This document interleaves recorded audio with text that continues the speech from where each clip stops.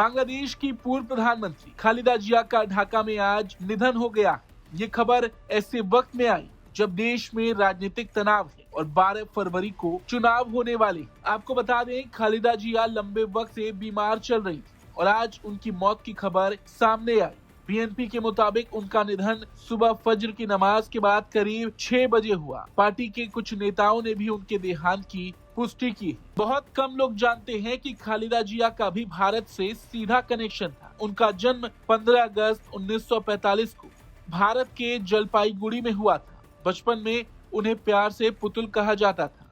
1947 के बंटवारे के बाद उनका परिवार दिनाजपुर चला गया। उनका असली नाम खालिदा खानम पुतुल था। उन्होंने स्कूल की पढ़ाई दिनाजपुर से की और वो खुद को स्वशिक्षित मानती थी। उनकी शादी पाकिस्तानी सेना के अधिकारी जियाउर रहमान से हुई। शादी के बाद वो पाकिस्तान चली गई और नाम खालिदा जिया रख लिया। बाद में जियाउर रहमान बांग्लादेश के राष्ट्रपति बने और खालिदा 1977 से 81 तक देश की प्रथम महिला रही।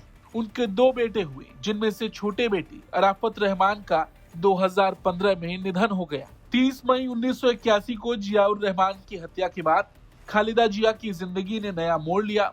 इसी घटना के बाद वो राजनीति में सक्रिय हुई। 1982 में उन्होंने बीएनपी ज्वाइन की, जो पार्टी उनके पति ने बनाई थी। 1984 में वो पार्टी की अध्यक्ष बनी और लंबे समय तक इस पद पर रही।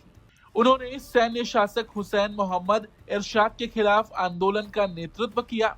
कई बार उन्हें नजरबंद भी किया गया। खालिदा जिया 3 बार बांग्लादेश की प्रधानमंत्री बनी। 1991 में वो देश की पहली महिला प्रधानमंत्री बनी और इस दौरान प्राथमिक शिक्षा को मुफ्त और जरूरी बनाया। 2001 से 2006 तक उनका तीसरा कार्यकाल सबसे मजबूत माना जाता है। बांग्लादेश की राजनीति में खालिदा जिया और शेख हसीना की दुश्मनी काफी मशहूर रही। दोनों के बीच ये टकराव सालों तक चला और देश की राजनीति इसी के इर्द गिर्द घूमती रही। 2009 के बाद शेख हसीना के सत्ता में रहने के दौरान खालिदा जिया पर कई भ्रष्टाचार के मामले दर्ज हुए।